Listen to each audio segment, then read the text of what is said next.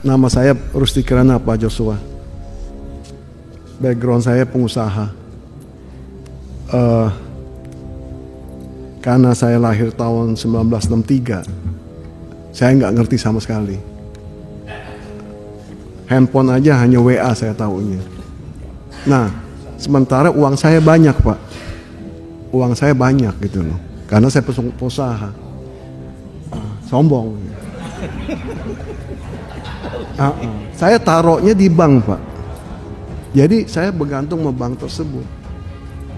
Kalau satu hari bank bilang itu uang sudah diambil sama mistress saya atau pacar saya ngubernya gimana Pak?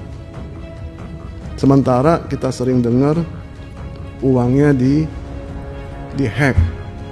Nah, pelindungan saya sebagai warga negara yang kebenaran sekarang saya dengan diberikan kesempatan sebagai wakil perwakilan rakyat, saya mau minta tolong kepada Bapak yang sebagai ahlinya, mungkin kita sebagai perwakilan DPR bisa membantu negara membuat undang-undang, apalagi membuat satgas atau institusi yang khusus mengenai cyber ini, sehingga kami sebagai rakyat tidak menerima nasib gitu Pak.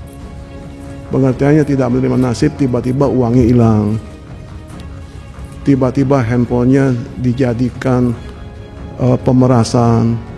Sekarang kalau saya terima telepon nggak ada namanya, saya takut bukanya Pak. Padahal mungkin itu dari saudara saya. Kalau saya buka takutnya nanti undangan pernikahan. Kita download, diambil semua data kita. Bagaimana Pak? Kira-kira Bapak bantu kami bisa mengusulkan kepada pemerintah atau kami bisa membantu membuat undang-undang proteksi kami Pak. Kita terima kasih dengan Bapak punya penyampaian cybernetik, cyberspace, Antarika, enggak, itu cukup Pak. Kita hanya mau bagaimana kita melindungi diri. Lalu bagaimana dengan tindak pidana terkait dengan keuangan yang terjadi misalnya di perbankan? Kalau dari apa yang saya ketahui terkait dengan perkembangan pelindungan subjek ini adalah penguatan KYC, Know Your Customer. Jadi KYC ini memang berkembang dari waktu ke waktu. Mungkin dulu tidak perlu nama ibu kandung, lalu kemudian perlu ibu kandung, sekarang juga terkadang kita perlu hadir secara fisik. Itu semua bagian dari proses penguatan KYC. Kedepannya bagaimana? Apakah dengan adanya teknologi retina atau biometrik itu bisa digunakan untuk penguatan KYC? Tentu saja bisa. Tetapi ketika kita menggunakan data spesifik atau data sensitif ini, perlu ada perlindungan yang ekstra. Karena semua data biometrik seperti retina atau sidik jari itu cuma ada satu, ya. Password bisa diganti atau username bisa dibuat.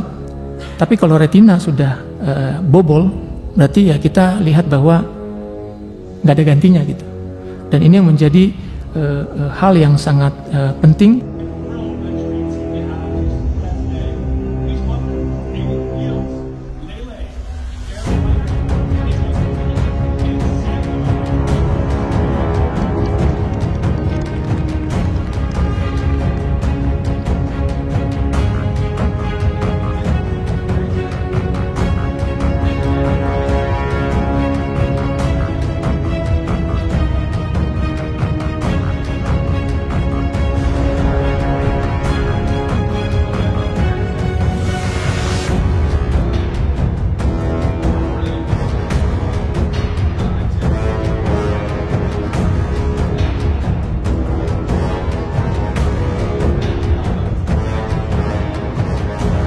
Sahabat, dalam video rapat Komisi 3 DPR RI secara tidak langsung mempertontonkan bagaimana lemahnya keamanan sistem perbankan yang terjadi saat ini.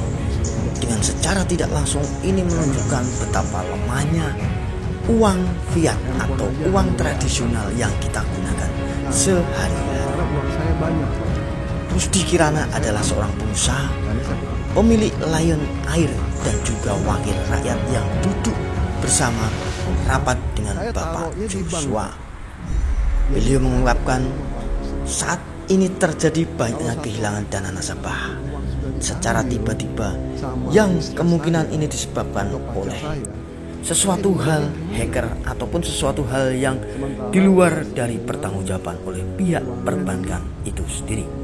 Sampai dengan saat ini usulan-usulan dari Bapak Rusdi dalam rapat tersebut supaya pemerintah negara kita lebih memprioritaskan keamanan nasabah atau konsumen. Di pernyataan Pak Joshua di rapat Komisi 3 DPR RI, beliau menyatakan keamanan sistem perbankan harus menggunakan Know Your Customer atau KYC dan juga menggunakan sidik jari atau biometrik.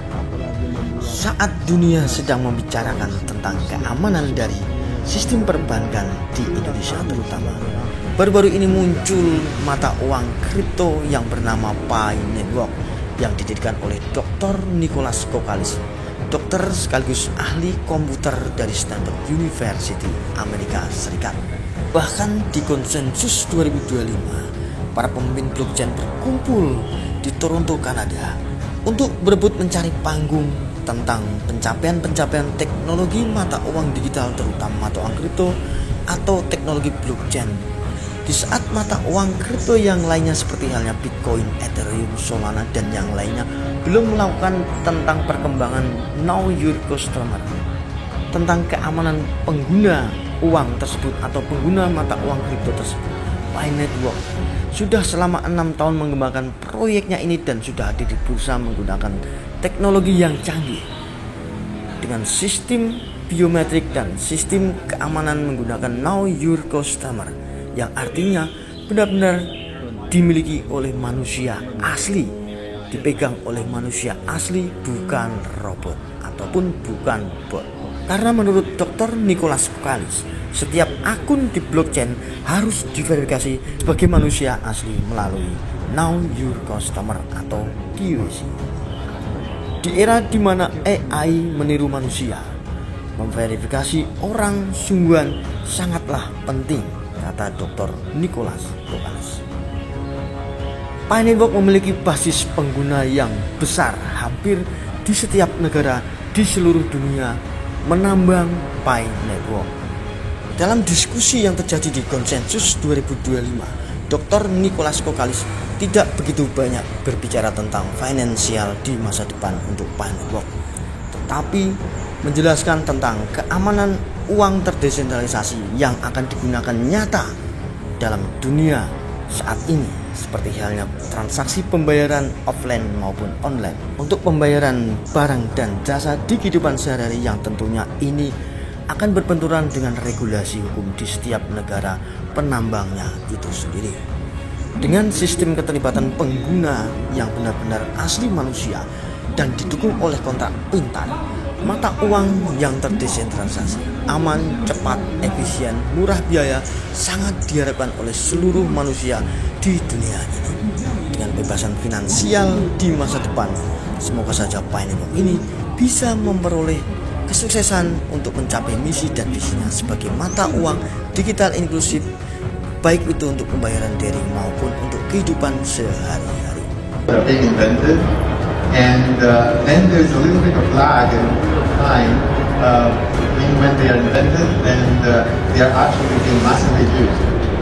So that's where we are with Gen AI. So especially with the generative AI in general, there has been a leap forward, a breakthrough in what the models can achieve. And now is the time to build great apps and great products for them. In the same way that, when electricity was created, not every house had it, not every industrialization wasn't there, or when the combustion engine was there, not everyone had a car. What was the exact product was not really known. So that's where we are right now. It's an exciting time to live. All right, by the combustion engine, I'm taking away from David, where are we right now? Yeah, I mean, I think a lot of this, I sort of feel like